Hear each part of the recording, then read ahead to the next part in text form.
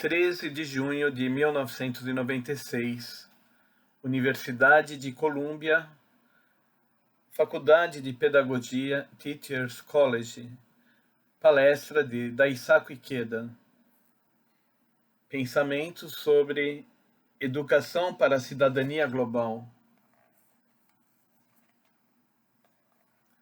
É com profunda emoção que hoje falo na universidade na qual lecionou o filósofo mundialmente conhecido John Dewey, o primeiro presidente da Soka Gakkai Tsunesaburo Makiguchi, cujo pensamento norteia o espírito da fundação da Universidade Soka, menciona os ideais e o trabalho de Dewey com grande respeito em seu livro Soka Kyoikugaku Taikei, Sistema Pedagógico de Criação de Valor, publicado em 1930. Das experiências que eu próprio vivi durante a Segunda Guerra Mundial, nasceram meu interesse e comprometimento com a educação. Meus 4 irmãos mais velhos foram recrutados e enviados para as frentes de batalha. O mais velho foi morto em combate na Birmânia, atual Mianmar.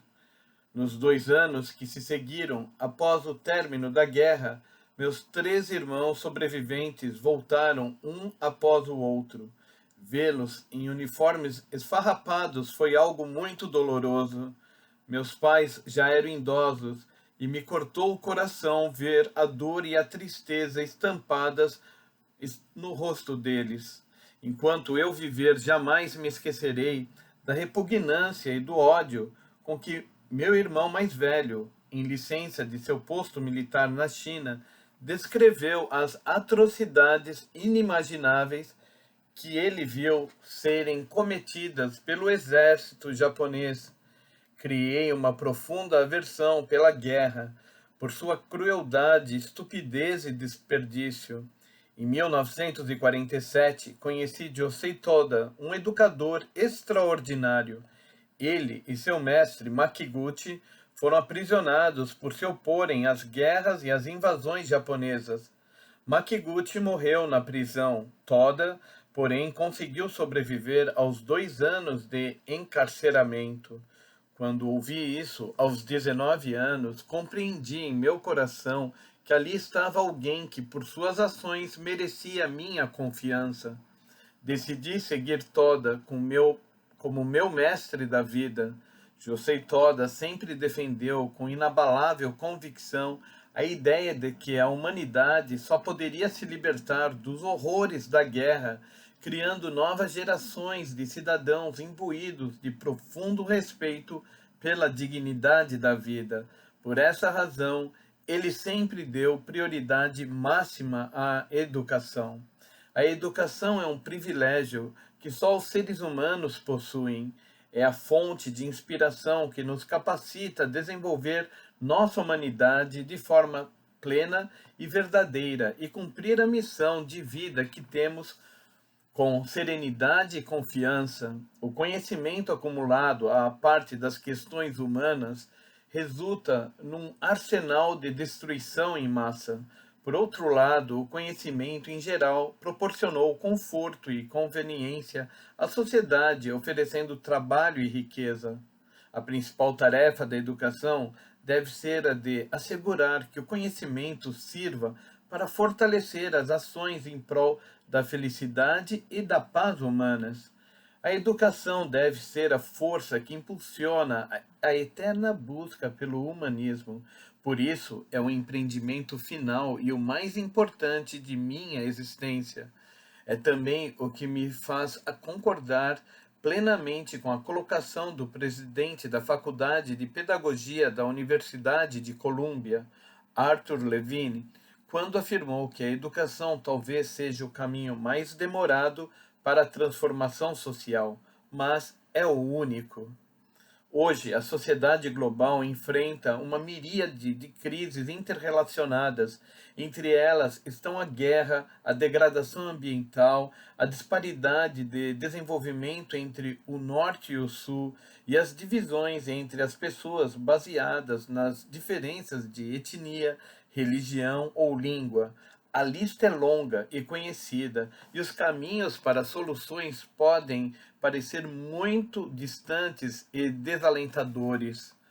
Porém, acredito que a raiz de todos esses problemas está no fato de termos falhado de forma coletiva em colocar o ser humano, a felicidade humana, como meta consistente a ser atingida em todos os campos e realizações. O ser humano é o ponto ao qual devemos retornar e de onde devemos partir novamente. O que necessitamos é de uma transformação humana, de uma revolução humana. Há muito em comum entre o pensamento de Makiguchi e o de Dewey. Eles compartilhavam, por exemplo, uma inabalável convicção na necessidade de novos métodos para a educação voltada às pessoas. Como afirmou Dewey, abre aspas, tudo o que é distintamente humano é aprendido, fecha aspas. Dewey e Makiguchi foram contemporâneos, em cantos opostos da Terra, em meio aos problemas e desordens da sociedade recém-industrializada em que cada um vivia. Ambos assumiram a tarefa de estabelecer um caminho para um futuro repleto de esperança. Makiguchi, inspirado pelas ideias de Dewey, defendia a crença de que o propósito da educação deveria ser a felicidade dos estudantes por toda a vida. Ele acreditava também que a verdadeira felicidade encontrava-se na criação de valor. Falando de maneira simples, a criação de valor é a capacidade de encontrar propósitos, de aprimorar a própria existência e de contribuir para o bem-estar das outras pessoas sob quaisquer circunstâncias. Makiguchi revelou a teoria de criação de valor a partir de sua percepção das funções internas da vida, que obteve de seu estudo do budismo. Ambos, Dewey e Makiguchi, visualizavam além dos limites das fronteiras entre nações, contemplando novos horizontes da comunidade humana. Pode-se dizer que os dois vislumbravam uma cidadania global, com pessoas capazes de criar valor em escala global. Ao longo das últimas décadas, tive o privilégio de encontrar e conversar com um grande número de pessoas de diversas áreas, e tenho refletido bastante sobre isso. Com certeza, a cidadania global não é determinada pelo mero número de idiomas que alguém fala, nem de países que a pessoa conheceu.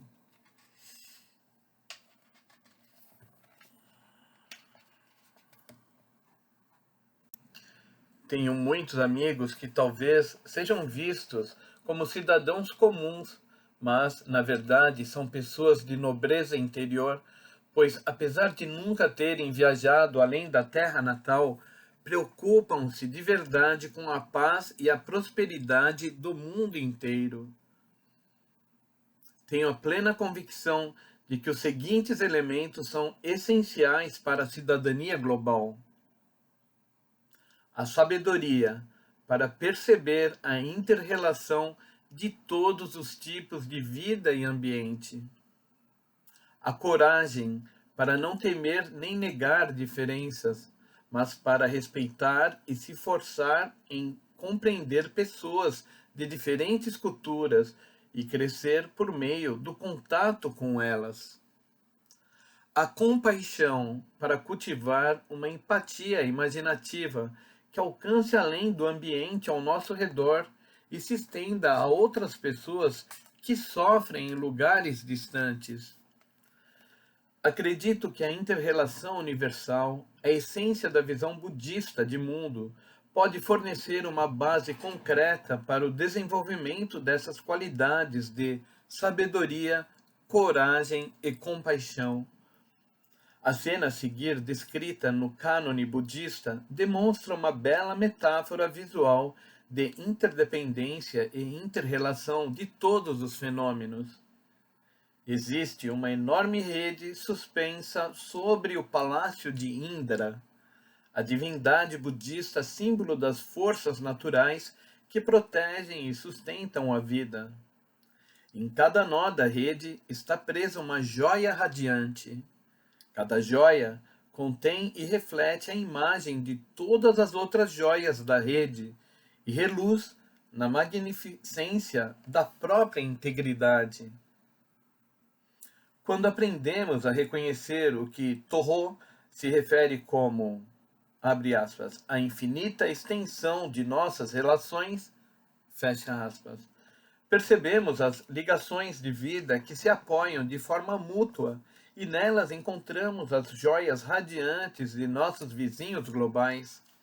O budismo procura cultivar a sabedoria fundamentada nesse tipo de sintonia com todas as formas de vida. Na visão budista, a sabedoria e a compaixão têm uma ligação direta e se reforçam de modo recíproco. A compaixão budista não envolve a supressão de nossas emoções naturais e de nossas preferências. Em vez disso, esse sentimento nos faz entender que mesmo as pessoas de quem não gostamos possuem qualidades que podem contribuir para a nossa vida e nos dar a oportunidade de expandirmos nossa humanidade. Além disso, é o desejo compassivo de saber como contribuir para o bem-estar de outros que faz surgir uma sabedoria ilimitada. O budismo ensina que ambos, o bem e o mal, existem na vida de todas as pessoas. A compaixão consiste no esforço contínuo e corajoso para focalizar o bem em todas as pessoas, não importando quem elas sejam nem como se comportem. Significa empenhar-se com firme comprometimento de cultivar as qualidades positivas em si e nos outros. Porém, esse tipo de comprometimento requer coragem. Há muitos casos em que a compaixão carece de coragem e quando isso acontece, ela não passa de uma emoção. O budismo chama de bodhisattva a pessoa que incorpora as qualidades de sabedoria, coragem e compaixão e que se esforça de modo incessante pela felicidade dos outros. Nesse sentido, podemos dizer que um bodhisattva é um exemplo, desde o passado distante até o momento presente, de cidadão do mundo. As escrituras budistas também contam a história de uma mulher que era contemporânea de Shakyamuni e se chamava Sirimala. Ela se dedicou à educação, ensinando às pessoas que a prática de Bodhisattva consistia no encorajamento, com carinho maternal, do potencial supremo para o bem, inerente na vida de cada ser humano. O juramento de Srimala está assim registrado, abre aspas, se eu encontrar pessoas solitárias que tenham sido aprisionadas de forma injusta e privadas da liberdade, ou sofrendo por causa de doenças, desastres ou pobrezas, eu não as abandonarei. Oferecerei a elas conforto material e espiritual. Fecha aspas. Em termos concretos, a prática dela consistia em encorajar as pessoas por meio de um diálogo amigável e sincero, fazer doações ou prover às pessoas o que elas necessitavam, agir em benefício de outros, unir-se às pessoas e trabalhar com elas. Por meio desses esforços, Srimala procurou atingir seu objetivo de fazer manifestar os aspectos positivos daqueles com quem se encontrava. A prática de Bodhisattva é sustentada por uma profunda fé no bem inato das pessoas. O conhecimento deve ser direcionado para a tarefa de extrair esse potencial positivo e criativo. Essa atitude pode ser comparada à habilidade de usar os instrumentos de precisão de um avião para chegar ao destino sem acidentes ou incidentes. Assim, torna-se necessário manifestar também o discernimento para enxergar a maldade, que faz parte da natureza humana, causadora da destruição e da separação. A prática de Bodhisattva é um confronto destemido com o que o budismo denomina escuridão fundamental da vida. O bem pode ser definido como aquilo que nos move na direção da coexistência harmoniosa, da empatia e da solidariedade com os outros. A natureza do mal, por outro lado, é separar as pessoas e também a humanidade do restante da natureza. A patologia da separação leva as pessoas a um apego irracional à diferença e as torna cegas para as semelhanças humanas. Isso não se limita a indivíduos, mas constitui uma profunda psicologia de egoísmo coletivo, que toma sua forma mais destrutiva nos aspectos virulentos do etnocentrismo e do nacionalismo. O esforço para ultrapassar tal egoísmo e viver numa esfera ampla e contributiva do ser constitui a essência da prática de Bodhisattva. A educação é ou deveria ser baseada no mesmo espírito altruístico do Bodhisattva. A missão das pessoas que receberam alguma educação é servir com orgulho, seja de maneira visível ou não, a vida daqueles que não tiveram essa oportunidade. Às vezes, a educação pode se tornar uma questão de títulos e graus, prestígio ou autoridade. No entanto, estou convicto de que ela deveria ser um veículo para desenvolver nas pessoas o nobre espírito de abraçar e expandir a vida de outras. Nesse sentido, a educação deveria capacitar cada pessoa com a força para vencer as próprias fraquezas, prosperar em meio à realidade social, por vezes severa, e alcançar novas vitórias para o futuro da humanidade. O trabalho de cultivar cidadãos globais sobre os alicerces conceituais e éticos da cidadania global é dever de todos nós. É um projeto vital do qual todos nós somos participantes e pelo qual todos nós somos responsáveis. Para ter sentido, a educação para a cidadania global deveria ser tomada como parte integral de nossa vida diária em nossa comunidade local. Makiguchi, assim como Dewey, via a comunidade local como centro de desenvolvimento dos cidadãos globais. Em sua obra Jinsei Shirigaku, Geografia da Vida Humana, de 1903, considerada pioneira na área de ecologia social, Makiguchi ressalta a importância da comunidade como um local de aprendizagem. Abre aspas. Em resumo, a comunidade é o mundo em miniatura. Se encorajarmos as crianças a observar as complexas relações entre as pessoas e a própria terra, entre a natureza e a sociedade, elas serão capazes de compreender a realidade do lar, da escola, da vizinhança ou localidade onde vivem, e assim poderão entender o mundo em toda a sua vastidão. Fecha aspas. Isso está de acordo com a observação de Dewey de que, sem as experiências que possibilitem as pessoas aprofundarem a compreensão do local onde vivem e dos vizinhos com quem convivem, elas não conseguirão demonstrar consideração por outras que habitam terras distantes. Nossa vida diária está repleta de oportunidades para desenvolvermos a nós mesmos e também aos que estão ao nosso redor. Cada interação com outras pessoas, seja por meio do diálogo, seja pela participação em algo, é uma oportunidade extraordinária para criarmos valor. Aprendemos por meio do contato com outras pessoas. É por essa razão que o humanismo dos professores representa a essência da experiência educacional. Makiguchi alegava que a educação humanística, direcionadora da formação do caráter, é uma habilidade transcendente e, por isso, a melhor denominação para ela seria arte.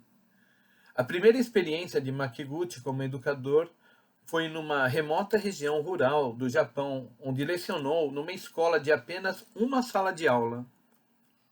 As crianças eram pobres e o comportamento grosseiro que demonstravam era reflexo do próprio lar carente. Makiguchi, no entanto, era insistente. Abre aspas. Todos são igualmente estudantes. Do ponto de vista da educação, que diferença poderia haver entre eles e os outros? Embora possam estar cobertos de pó ou sujeira, o brilho da vida irradia de suas roupas encardidas. Porque ninguém tenta enxergar isso. O professor é tudo que existe entre eles e a cruel discriminação da sociedade. Fecha aspas. O professor é o componente mais importante do ambiente educacional. Essa crença de Makiguchi representa o espírito imutável da educação Soka. Ele também escreveu, abre aspas, os professores devem descer do trono onde se acomodaram como objeto de veneração para se tornar servidores públicos e orientarem aqueles que buscam alcançar o trono do saber. Eles não devem ser mestres que se oferecem como exemplos de perfeição, mas coparticipantes na descoberta de novos modelos. Fecha aspas. Tenho a firme convicção de que é o professor dedicado a servir aos estudantes e não às instalações inanimadas que faz uma escola. Recentemente ouvi de um educador a seguinte opinião, abre aspas, não são os discursos que mudam a vida dos estudantes, mas sim as pessoas. Por esse motivo, a interação entre estudantes e professores é fundamental. Fecha aspas. No meu caso, a maior parte da educação que recebi veio do meu mestre da vida, Josei Toda. Por aproximadamente 10 anos, todos os dias antes do trabalho, ele me ensinava história, literatura, filosofia e teoria organizacional. Aos domingos, essas aulas particulares começavam pela manhã, durante o dia inteiro. Ele sempre perguntava, talvez o termo mais apropriado seria interrogava, sobre minha leitura. Porém, o mais importante de tudo é que aprendi com o exemplo de meu mestre, o inabalável comprometimento com a paz que permanecer inalterado mesmo durante a prisão foi algo que ele carregou por toda a vida. Foi desse comprometimento e da profunda benevolência característicos dessa interação com ele que eu mais aprendi. 98% do que sou hoje devo ao que aprendi com meu mestre. O sistema de educação Soka, ou criação de valor, foi estabelecido com o desejo de que as futuras gerações tenham a oportunidade de experimentar esse mesmo tipo de educação humanística. Minha maior esperança é que os formandos das escolas Soka tornem-se cidadãos globais, capazes de criar uma nova história para a humanidade. No entanto, as ações desses cidadãos só serão efetivas se houver uma coordenação. Nesse sentido, não podemos ignorar o importante potencial do sistema das Nações Unidas. Chegamos a um estágio em que a ONU pode atuar como uma sede central, não só harmonizando as atividades das nações, mas também criando valor por meio da educação de cidadãos globais que possam criar um mundo pacífico. Enquanto os estados e os interesses nacionais têm dominado os debates na Organização Mundial até hoje, a energia de nós, o povo, vem crescendo e se fazendo notar, principalmente pelas atividades das organizações não governamentais. Nos anos recentes, os debates globais sobre questões críticas como a do meio ambiente, dos direitos humanos, dos povos indígenas, das mulheres e de população têm sido realizados com o apoio das Nações Unidas, com a participação de representantes tanto governamentais como não governamentais. As conferências sobre as questões mundiais têm incrementado o processo de modelagem do tipo de ética global que deve fortalecer a cidadania mundial. Em conjunto com os esforços que já vêm sendo empreendidos pelas Nações Unidas nessa direção, gostaria de ver as seguintes questões incorporadas como elementos integrais da educação em todos os níveis. Educação para a paz, na qual os jovens aprendam sobre a crueldade e a estupidez da guerra, com o propósito de enraizarem a prática da não violência na sociedade humana. Educação ambiental, para estudar a presente realidade ecológica e aprender a como proteger o meio ambiente. Educação sobre desenvolvimento, para voltar a atenção às questões de pobreza e justiça global. Educação sobre direitos humanos, com o propósito de despertar a consciência da igualdade e dignidade humanas. Sempre acreditei que a educação nunca deveria ser subserviente aos interesses políticos. Por isso, creio que ela precisa ter, dentro do serviço público, uma posição até mesmo equivalente à dos poderes executivo, legislativo ou judiciário.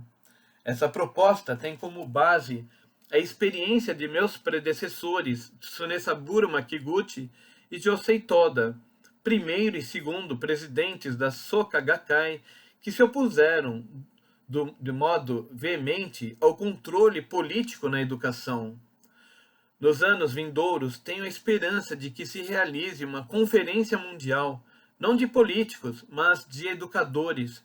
Isso porque não há nada mais importante para o futuro da humanidade do que a solidariedade internacional entre educadores. Com esse intuito, estamos decididos a continuar nossos esforços para promover o intercâmbio educacional entre os jovens, seguindo o exemplo da Faculdade de Pedagogia, Teachers College, que tem atualmente em seu corpo estudantil alunos de aproximadamente 80 países. Como afirmou Makiguchi, abre aspas, os esforços educacionais alicerçados numa compreensão e num senso de propósito claramente definidos têm o poder de superar as contradições e dúvidas que atormentam a humanidade e de conduzi-la à eterna vitória. Fecha aspas. Assumo o compromisso de direcionar todos os meus esforços, trabalhando juntamente com meus distintos amigos e colegas aqui hoje reunidos, para desenvolver cidadãos globais que possam por si sós conquistar essa eterna vitória da humanidade.